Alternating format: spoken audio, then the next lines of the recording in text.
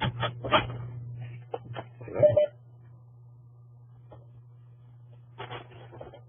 everyone, welcome to the GetSocial Dental webinar, follow-up from the workshop. Thanks to everyone for joining in today. We've got a lot of great content we're going to follow up on, answer some questions, and get through a little more, go a little deeper on a few things, and recap some of the topics from the seminar workshop. First thing, try not to actually work along with us. It's easier just to follow along and learn. And then there'll be a recorded version of this webinar that'll be available to watch starting tomorrow on our website. And it'll be at www.getsocialdental.com. So just follow along and familiarize yourself. And if you have any questions, what you want to do is along the top button in the webinar, you can click on chat, and that's where you can submit your live question. Based on the feedback we received, really a lot of attendees want more hands-on training and learning, and to satisfy that, we're following up with our webinar here. So while the last few questions are coming in, we're going to recap right now why social media is so very important for the dental practice. Dr. Yates? Hey everybody, real excited about being here today. I have an interesting story actually that just happened. We were talking about why this is so important, and this morning I had a patient come in who's been in a few times, but she's a fairly new patient, and she said, we got to talking, and she said, I'm starting a new business, and I noticed that your Facebook page is just the bomb. I mean, it's so awesome, and you're doing such a great job, and I don't know who does it for you or how it's been, developed, but, it's so impressive, and I've been very comfortable referring people to it, and some of the people that I've even worked with are starting to look at your page and model it. So I told her, I said, that's, interesting that you bring that up, because we're actually going to be on a webinar this afternoon and discussing this, but she said several things that were key here, and that's that people are actually going to your Facebook page. If you don't have one and they show up there and it doesn't exist, then there's a good chance that they're going to look for somebody that does have one. And she actually mentioned that, if she were to find a dentist and have to go look for a new dentist now, one of the first things she would do is not just go to their website, but check them out on social media. And that is just becoming more and more important as time goes on. It's just going to it's not going to go back to the way it used to be. It's going to continue to be important. And so now is the perfect time for you to get started in this and ahead of really the curve and making some changes to what you're doing. And we're looking forward to helping all of you with that. Great. That's really great advice. Okay, let's jump into our first question. First question is, I already have an email account through my practice and personally. Why did you have us set up Gmail accounts at the workshop, and why do I need a Gmail account? Perfect. And Scott here. I'll take the first one here. I think we probably got you guys started in the right direction, but maybe we didn't explain it as importantly as it is. The main reason that we had you start with a Gmail account is because you're going to have an account outside of your typical domain name. And so Gmail is great for a number of reasons. Obviously, you can hit it from Google or just go to gmail.com. With Google's version of mail, what Gmail does automatically by signing up for an account, it's free, completely free service. You, at that point, will have a profile to start to use for your Google Places, which is another question, so I know we'll get to that later. And so I won't mention any more about that. You will also automatically have a YouTube account, so you'll be able to leverage 2 other social media properties automatically. Not to mention, when we get into some of the more detailed power tools of social media, you're going to want to connect all your new properties with all of your existing patients, and that's through your email contact database. And most of these social media platforms will accept and import from Gmail. So it's going to be kind of a hub. But above all that, it's going to be important that you understand, even if you have your office managers and some of your staff helping with this, Gmail is a way you can control and own your social media properties. So as long as your password for Gmail is completely different than all your other passwords. You can always control everything through Gmail and have kind of a backdoor and a lock on all of the social media properties that we set up for you, that you set up for yourself, that you use through this process. It gives you a kind of a safety zone there to operate within that you don't have to worry about it once you start off with that approach. So that's Gmail in a nutshell, and we definitely got a few of those questions, so I know that was a confusing one. So very easy to do, but maybe harder to understand why you would do it. It's kind of like, I guess kind of if I understand it correctly, it's kind of like the glue of all this social that if you start there, it kind of gets you going, and it really provides that inner working, and it connects everything together, and it's the easiest, simplest way to connect all those properties. Yeah, and it helps with that one big fear, which is what if all this stuff gets set up and somebody gets, needs to practice or gets fired or gets, becomes a disgruntled employee and they try to, ruin my stuff. It gives you a fallback plan there to change all your passwords if you need to. Got it. Okay, great. Let's see, our next one is from a doctor in Greenville who wants to know what's the difference between a Facebook personal page and a Facebook business page. I can take that one. This is Christian Yates again. If some of you were at the workshop, you remember me saying how I started with Facebook with a personal page. Years ago, my wife talked me into it, and I was like, this is ridiculous. But you have to start there, and your personal page is basically, it's you. And this isn't a page that your patients are going to go to or look at necessarily. They don't have to. You can put really pretty tight security on it. You don't really even have to manage this page a whole lot.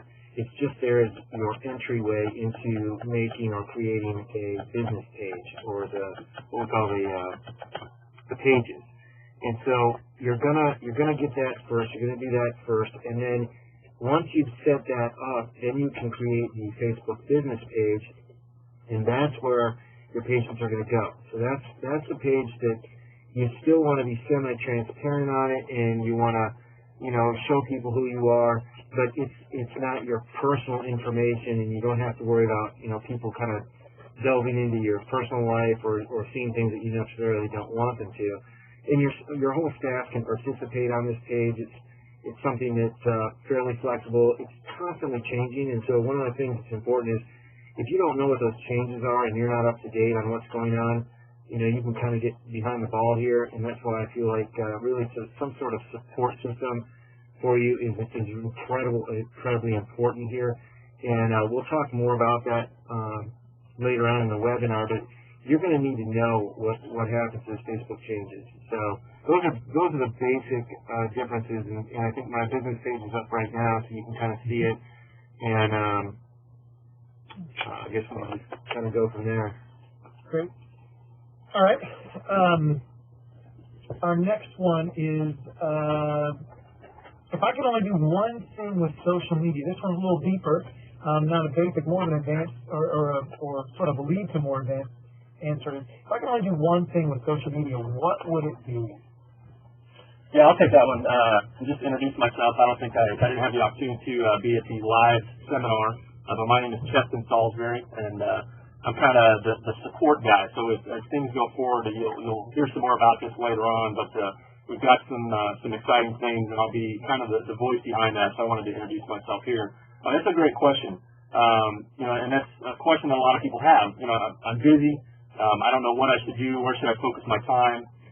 And unfortunately, there really isn't just one thing, and the reason being is that social media really is kind of a combination of one-time activities and then also more of ongoing activities. The one-time activities that are absolute musts, especially in today's online world, are the local profiles. I'm sure these guys talked about your Google Places profile. Claiming that is an absolute must. When people go to the search engines and they search for a dentist in your area, in most cases, the search terms that they put in are going to pull up those results and have those Google Places results. And the way that you can help yourself get found in those results is to make sure that you claim that profile. Beyond that, Yahoo, Bing, Yelp, there are a number of other local profiles that you need to go out and claim. And again, these are one-time activities, one-time tasks. Once you've done it, assuming you've done it correctly, you're good to go, and you'll be set up for success going forward. the more ongoing things, which I think people more often refer to as the social media things, this is where, you know, if I had to choose one thing or I had to recommend one thing, it would be getting started on Facebook. You know, at the very least, claim your Facebook business page, figure out how to be effective at it, figure out how to engage and connect with your patients, with your prospects, and, you know, and really get engaged and really use your Facebook page. You know, there's 800 million plus users on Facebook. And many of them are in your local area, and they're active on Facebook. And so if you only had to choose one thing to do within social media itself of the ongoing activities, Facebook would absolutely be the one that I would recommend. Great. Love it, Cheston. That sounds perfect. We've got Christian and Cheston here today. Yeah. But love it because it is a big question. We always get that. It's like, I don't have time. What should I do? And the one-time stuff is so important. You've got to claim all those profiles and get all of those names. As we talked many times at the show, Google Places and beyond. So that's perfect advice. Yeah, and let me just throw that a little. This is a little red meat, so to speak. To figure out which of those profiles, there's a website called GetListed.org. It's a great place to start in terms of claiming your local profile. So visit that. It's very self-explanatory. You'll put in your business name and your zip code, and it will do a search to tell you which of those profiles have been claimed. So a good place to start with all of this is go to getlisted.org, sign up through that process, and that will tell you where to start. Great. Why don't we jump right into, this one came in sort of as we were talking about it, is to expand on that, how do I claim my Google Places page? Okay. Maybe we'll just go and explain that right away, because it's so important to get there. Why not just absolutely. The first thing that you want to do is you've got to go within Google and you've got to find where you're listed. So in a lot of cases, just put in the name of your practice. Little feedback there. Put in the name of your practice and do a search. And in most cases, it will pull it up. You may have to put in your local area, but in most cases, if you just put in your local practice or the name of your practice, your local area will come up. Once you see the results, simply click on. There's a number of different places you can click. You can click on that little pin marker. You can click on the number of reviews. It will pull up this page. And this is Dr. Yates' Google Places page. You can see he's obviously claimed it. He's filled it out. He's got a lot of information here, a lot of reviews. You know, this is a good example of what an effective Google Places page should look like. Don't worry if you get to yours and you don't see a whole lot. It just means that you haven't claimed it yet. Come over here to the right-hand side and you'll see this. You can see it's an owner-verified listing. So you can click on that. Or you can click on the edit this page. It will take you essentially to the same place. You'll have to log in to your Google account. And then once you log in, it will take you to this page where you can edit the information for your practice. Now, we could spend, you know, quite a bit of time talking about how to complete this information effectively to make sure that you're presenting the information, that you're engaging, that you're capturing the attention of your target market. But complete that, and then once you've done that, when you click on Submit at the bottom of the page, what you'll see is it will take you to a page where you'll have to verify that listing. Now, there's two ways that you can verify that listing. The first way would be to what will happen is Google will actually call the number of your practice, and you'll have to have somebody there at your practice to be able to answer the phone, and they will give you a 6-digit PIN. This is where we kind of ran into a few things with the live event. As you remember, if you asked this question at the event, we got to this point, but you really need to be at your practice to verify this way. This is the most immediate way to do it. Yep, and in most cases, you'll be able to verify via phone number. Now, another option is that Google will send you a postcard. You'll get a little postcard in the mail. It will explain that it's from Google Places, what you're trying to do, and there will be that little verification code. So once you're done, you'll simply come back, you'll log into Google. There'll be a place where you can enter that verification code, enter that code, click the button, and there you've claimed that listing, and you will now have control over that listing and have the ability to go in, enter whatever information you need to enter, upload pictures, upload videos, all the things that you want to do to create an effective listing. So, but again, the easiest way is that phone number, but you've got to be in the office to be able to do that. Yeah, and that's perfect. And I just want to reiterate, this is another one of the reasons why you set up a Gmail account. Because if you start with that, then this process just becomes a lot easier as you go through each step of the way. Yep. Okay, well, let's talk about how do I import, this one from a doctor, is a kind of a power user question, from a doctor in Charlotte, actually, who wants to know, how do I import my patients from my practice management software into Facebook? Now, let's say I can use Dentrix or EagleSoft or Demandforce or something. How do I get them into Facebook so I can start building those fans and trying to encourage those likes that everybody talks about? Perfect question, and this is a great thing to do. If you've got a established list, you've been in business for 10, 15 years, you've got all these email addresses, and this is how you can really start to jumpstart your social media. So we're going to talk about, and the question is specifically how do we do it on Facebook, but at the same time know that this is available through Twitter and many of the other social media properties that are out there. So the first step, which we won't really deal with, we could show Dentrix, but for the most part, what you need to do is get your email addresses out of your practice management software, whatever software system that is that you use. In Dentrix, what you'll do is you'll create a mail merge. So you actually create a letter, like you're going to do an email or a mailing campaign, a direct mail campaign. And when you choose the information to include in the mail merge, you just choose email, and you can export those emails. They'll actually come out in a text file. You can cut and paste them into Excel, or you can send them to your web guy and have them format it for you. If you need some help with that, there's plenty of resources to get that process. But as long as you can get them out, then we'll show you how to get them in. And if you have any question, that is probably a practice management software company question. So if you're really having trouble with that, just call Dentrix or call Demand Force, and they'll help you do it. It's not complicated, but it's different on every one, and they can definitely help you do it. Okay. And then, so once you've got a hold of your list, this is what we'll do. So when you're on your Facebook business page, one of the big differences you'll notice between a page and profile is you have edit page as an option. So that's for the admins of the page. So if you set it up yourself, you'll automatically be there. And as you go to edit page, what you're going to do is start to navigate these functions here. This is everything you need to edit your page. This particular function is under resources. So we're going to stay under resources here, and we're going to go into invite email contacts. It's right in the middle of the page. And as you can see, Yahoo, Windows Live, and a lot of other options come up here.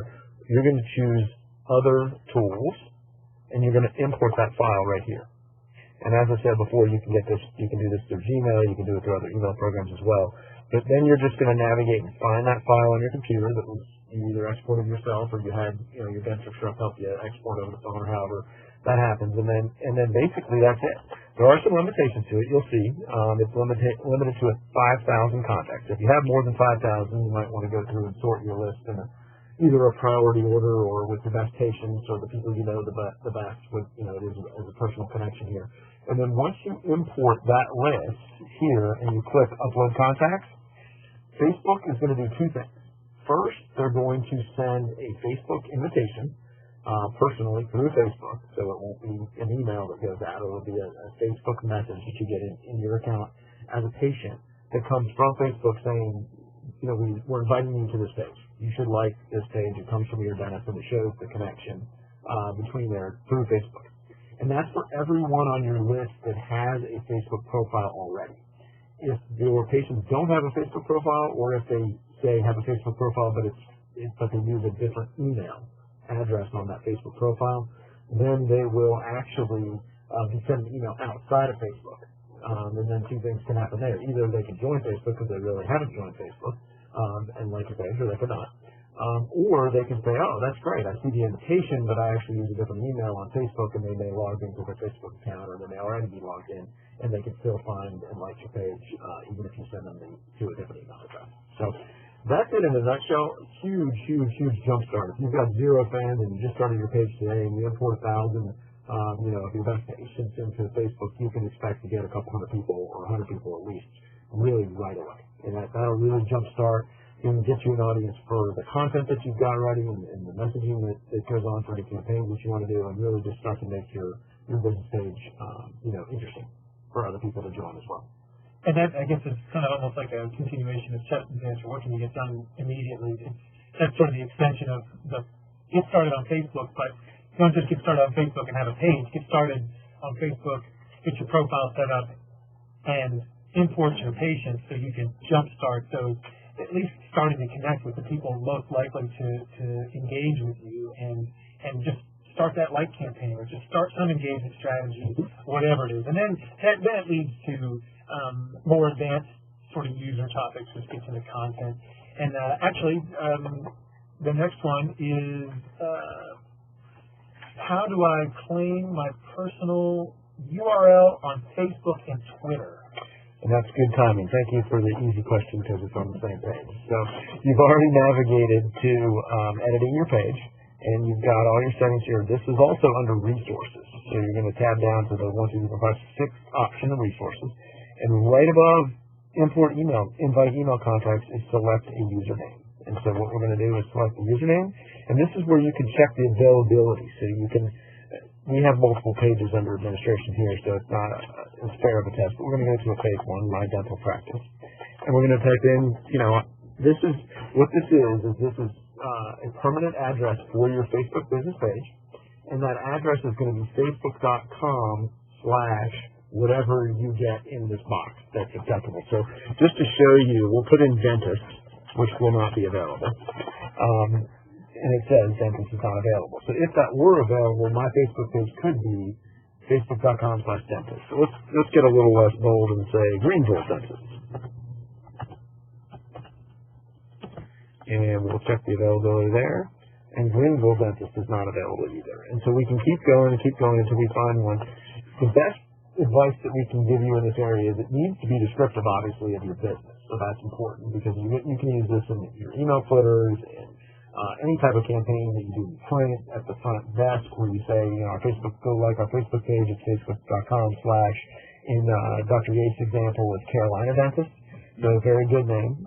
They were able to grab that early on before a lot of these names were taken. And now a lot of them are taken. So try to keep it short and try to keep it as relevant as you can to your dentist. And really think about spelling. There's a lot of words out there that are commonly misspelled words and words that are hard to remember as well. So try to keep it short and simple, as with most marketing. Just short and simple, and your messaging will resonate with a larger audience. Yeah, and let me just jump in there real quick. One thing I always tell my clients is don't be afraid to use the name of your practice. Assuming it's something short and not overly lengthy. Because it's a great branding tool. As you're out there on Facebook, as you're doing, as Scott said, print media or any type of radio advertising, display advertising. Facebook.com/whatever your practice name is. It's something very easy to remember and to kind of help brand your practice. Now, another area, Scott, if you don't mind, I'm going to kind of hijack this question. Go back to the where we create the title of the page. A cool trick that, as we get in, it's going to be under basic information. As we get into actually, doing some things with your Facebook page. All right, so the username's already taken. But what you can do is, as you create the title of your page, you can see at the top where it says Valentine Center for Dentistry. As you're creating your page, one thing you can do is if you put in a key phrase, so for example, Scott was looking for dentist Greenville. Now that's a great way to get some search engine rankings. I've got pages that rank on the first page for that particular keyword in a particular area, the Facebook page, simply by putting the title of your page starting off with that key phrase. So, for example, dentist Greenville - Valentine Center for Dentistry. So you're still getting the name of your practice in there, but you're also sliding in that key phrase in there, which is a fantastic way to get your page ranked. And as I said, I've got several of my clients' pages that rank on the first page of some very competitive areas of their Facebook page, simply by doing that. So it's a little insider trick that not many people know, so make sure you make note of that. As you're setting up your page, it's important to do that.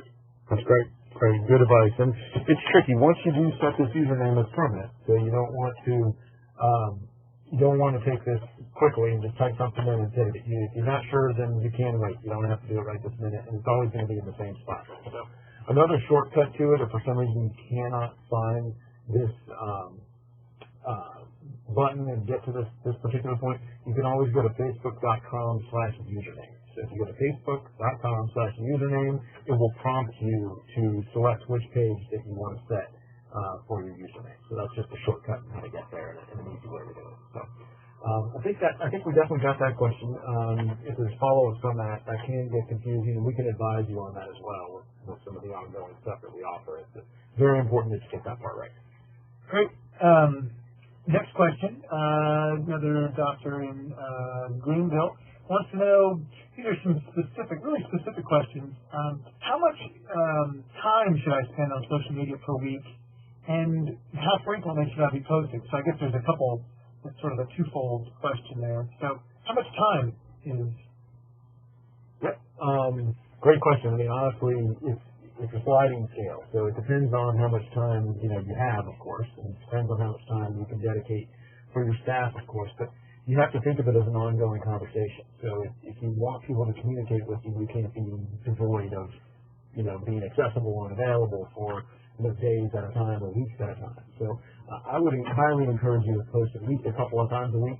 The time of day of the month, you can watch you can actually get analytics on that and see exactly what the most effective times are. But think about when people are online. During the work day, unfortunately, when you're open and you're working are great times to do it. A lot of times, Friday afternoons aren't anywhere near as good as Monday mornings. It just depends. And this kind of when exactly varies. There's not really a silver bullet or a rule of thumb you can always stick with.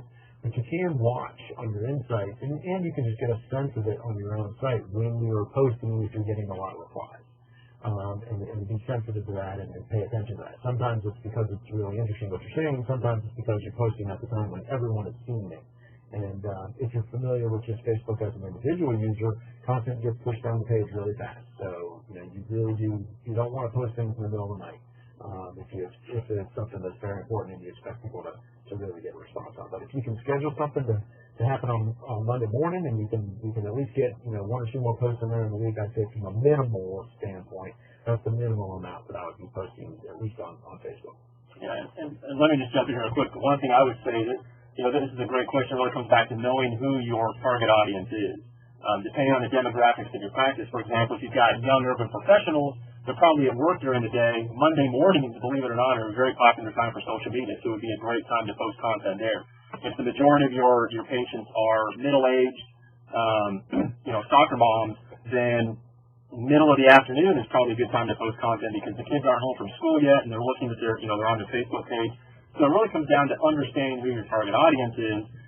And I'm sure you have a pretty good sense for that. Another thing, and I believe you guys mentioned this at the live seminar, was using tools that help you to automate that. So it's not as if you've got to be or you have to have someone there in your practice sitting there in front of their computer on Facebook at a certain time. There's tools, for example, Hootsuite is one of them that is a fantastic tool for scheduling content. So you can have, schedule 30 minutes on a Monday morning where you're going to post all the content. You're going to schedule it out for the coming week. And that way it looks as if you're being active, being engaged, because you're posting content at these certain times, but yet you're still not having to physically be there. So there are certainly some tools that you could use. How much time you're going to spend, as Scott said, is difficult to gauge. It really comes down to understanding who your target audience is, what your objectives are, and how frequently your fans are interacting with you on the page as well. Yeah, and Justin, I just want to add to what you said about Hootsuite, because that's exactly the right advice. I mean, it's so perfect to know that you can cover the anxiety of not posting during the week with that. So, if you can find a couple of 3 interesting things to do for the week, you can schedule it on a Sunday. You don't have to think about it during the week, but if you can also pick up, a nice photo from the office of a happy patient or something like that during the week, the pressure's off. If you can get one of those in, you're good and you're keeping fresh content. And Hootsuite can really automate that for you. And that is the way that multiple people can really work together on content. If you have an outside agency or a support firm that can help you feed you some content, it can literally be placed right into the Hootsuite account. And at the same time, your staff can help approve and manipulate and kind of customize some of those messages directly for your audience. So that is one way to really get your arms around, how often, and not for this not to be overwhelming, because it can be overwhelming. If you feel like every day I got to get on there in addition to everything else I'm doing, if you have a strategy and you schedule this stuff up front, it really can be very, very easy. And maybe an extension of that or a follow-up to that is what percentage as a doctor, as a dentist, how much of this should I be doing and how much should my staff be doing, and how does it, what are the averages? Like, I'm sure there are some dentists out there that are doing 100% of it, and then there are some that are doing 0% of it. But what do you guys think is a good formula or strategy for what the average dentist can expect to contribute or should contribute, and what should be to staff and what should be to some support? Yeah. Well, I guess first it's important that the dentist is somewhat overseeing this, whether they post a single thing or not. So I think you could go all the way from 0 to 100%. If you love this stuff and you're the social, face of the business and you really enjoy the technology and everything, then there's no problem with you doing it, completely. I still recommend getting advice on strategy and content and, kind of thinking outside the box, because you can get inside the box with your own business very easily. But at the same time, if you're not that person and you brew technology and you really just don't want to touch it, you can still appear as, the face of the page and be a featured administrator. You can still own and control all of the properties through Gmail, like we talked about, and having all that password management, which is very critical. But you don't have to be the person to post it. All your posts have to be is interesting, relevant, and as multimedia as possible. So if you can keep it interesting, your staff can keep it interesting. If you keep it relevant, your staff can keep it relevant. If you can get good photos and awesome video, if at all possible, then it doesn't matter who's doing it. It just matters that it's done, and it's done with some sort of strategy behind it, and it's done on a regular basis. Oh boy. You know what? It kind of depends. I think the doc's involvement with Facebook and social media and stuff like that, it kind of depends on your interest level. I mean, if you're really interested in this stuff and you do a lot of it and you're comfortable with it, then you could do it. What I've found, most of my friends and the dentists that I know really kind of want to take more of a hands-off approach and have their team do this. It's really a delegatable thing, and so I would say that unless you're really interested, I would have other people do it for you. But you have to have it being done right. So if it's not done right, and you have to take responsibility for that, and so that means that you're going to have to get your staff trained on how to do this, and that's something you're going to need to do. And yeah, I think one of the most popular misconceptions about social media is that because it's free, in a sense it's free, right? So the social media properties, Facebook doesn't charge to be on their site. It's a free site. Google, same thing. And all these different, Hootsuite, you can use their software. It's all really free. So there's sometimes this misconception that because it's free, it's easy. And I don't have to think about it. I don't have to do it. Where the effort is in the time. And there's a lot of time in this. It just doesn't, there's no magic button that you just push and all of a sudden it's all set up and you're off and running and you have 1,000 fans on your Facebook page who like you and business is picking up because of it. It just doesn't work that way. There's the first step, which is starting it, getting engaged, getting on, and getting it right. So your practice looks right and looks professional, is branded right, and you just have the right look and feel. And then the next step is engaging with those people, and that's the step that takes just some thought. There's some time in it where at least once a week you got to think, what are we going to talk about this week? Are we going to do a promotion? Are we going to do a giveaway? Are we going to have a event? Or are we going to give some advice or answer some questions? There just has to be a strategy, and anytime you do that, there has to be some kind of I think Scott touched on it, a multimedia aspect. So a post is great, but a post with a picture is way better. A post with a video is like super great. So start thinking in those terms that you can do some of each. What can you do? And this all comes down to that Monday morning meeting or whenever it is, where you get the team together and you say, okay, what are we going to do this week? And if you really understand something like Hootsuite, or you're having someone else support you on it, you can define what you're going to do this week, and it's done deal. And you just plan it out, and you're good. So it requires some planning and it requires some thought, but this isn't rocket science. But it requires some planning. I would say just the one big misconception that I hear from people that are trying to run social media pages for dentists is that it doesn't take much time. They only have to spend a few minutes a week or a day or whatever, and that's just not true. It simply does take a lot of time, and that's why you really have to be committed to it, or you need to find somebody who is committed to it on your team or through a support system to take care of it for you. And let me just, one last thing, social media can't operate in a vacuum. It's got to be an extension of your practice. And so as a dentist, you have to set the tone for what you want that to feel, just like you do in your office. So however you set that tone in your office, that's the way you want to set your tone on social media as well. Yeah, and just really quickly on that, if you see a lot of kids and you're a fun practice, well then make your Facebook page fun. Make your social presence fun. If it's more professional, then make it more professional. And you determine that, but it requires some thought. Our last question. Yeah, I was going to say, we're running out of time. I know a lot of you guys are trying to do this at lunch and with your team during the break, and we want to be very sensitive to time here, but there's one more bonus we want to get into quick before we just show you kind of some of the next steps and what's available. So basically, it's about deleting posts. Don't delete posts. So the question is, somebody puts something inappropriate or irrelevant, something you don't like on your page. And what we're going to do quickly is show you what you can do without having to delete that. Okay, so let's talk about this. Somebody put something inappropriate. If you look at your computer screen right now, you'll see my page, and this is our Facebook page. There's a post, and it's actually one of my. I'll just use the example of Kim Griffiths. You can see right there. She's one of my staff members. She put up a really great post. I would never delete it normally, but if this was an inappropriate post, then what you want to do is you want to go over to the little arrow that's by the little right there, and you want to go down and not delete, but hide the post.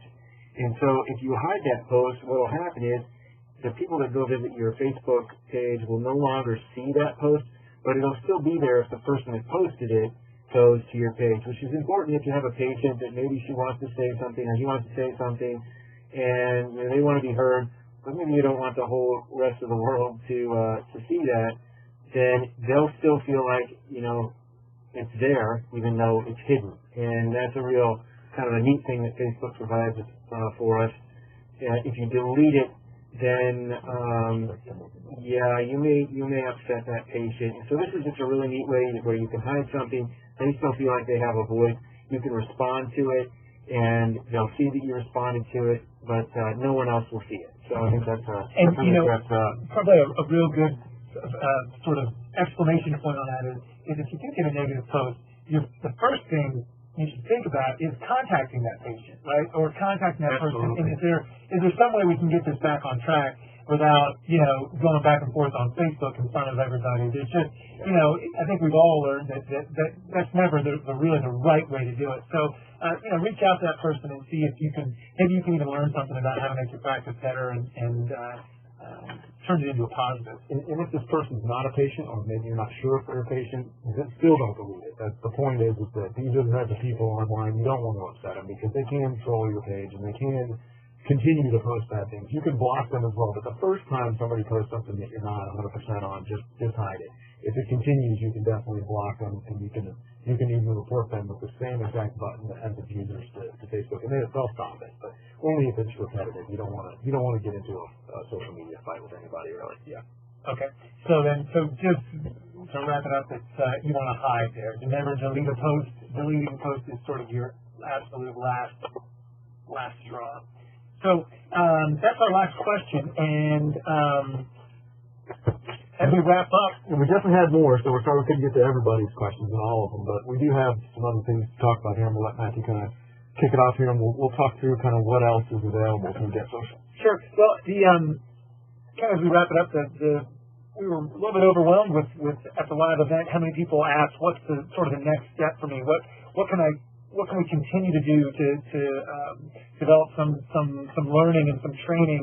A lot of people just weren't quite ready to jump in by themselves. So, as you know, in our live workshop and seminar, we go through a good 2 days of hands-on. We try and teach you a little bit about the technology that's out there and how social is appropriate in your practice. And some of the tools, some of it's high level and some of it's a little more granular. And we know hands-on is what everyone sort of liked, and so to that extent, what we've done is GetSocial Dental has developed some social media support programs that you can see on the screen. We have a basic package, and then we have a marketing package, and then we have a bundle package that has it all. So if you're interested, you can go to our website to see that. And we're also doing social media training. So training is location based. It would you would send your staff, or all of you would come to Charlotte and do a full day hands-on, really deep dive into social media. Where at the end of it, you had a good grasp. All of your properties were set up. You knew what to expect. You were ready to go, and if you were the go-getter type, you'd be ready the next day to just kill it on social with what you learned there. And then the last one is consulting. So if you're super busy and you don't have time to send your staff and you don't have time to come and do the training in Charlotte, well, then what we can do is we can come to you and develop a program and do all of that same stuff in the comfort of your practice with your team around and really make it a great learning experience. So if you would like to learn more about any of that, you can, the best place is on our website, which is GetSocialDental.com, and then there's a button called under workshops, support, social support, and it lists out, again, kind of what we just talked about, and then in addition, there is a form at the bottom that we can call and get a little more information. We set up a one-on-one call with you, get a little more information, try to figure out what program is best for you under the social support packages. But we have packages that start as low as $199 a month, and then we have ones that are more comprehensive that are higher than that. So definitely go to the site and learn more. And if you're interested, reach out to us and we can talk more about it. Great. Well, thank you, everyone. We appreciate you guys following up on the follow-up webinar from the live event there in Greenville. We really had a pleasure meeting everyone and had a good time with you guys down in Greenville. So if you're interested at all, we'd love to help you out on an ongoing basis. These programs are tailored specifically for your practices. So there's an easy level to get in on, and then there's a level where we can do it for you and really help you get to way beyond the level that you're at now. So we highly encourage you to fill out the form and just check it out, and we'll contact you and talk to you in detail if you're interested. And if not, we hope you got a ton out of the event and the follow-up webinar here so far. And if we have future events down the road, stay tuned through GetSocialDental.com and stay tuned through our Facebook page and through our Twitter feed as well. And we look forward to seeing you again. Thanks, everyone. See ya. Have a great day. Bye.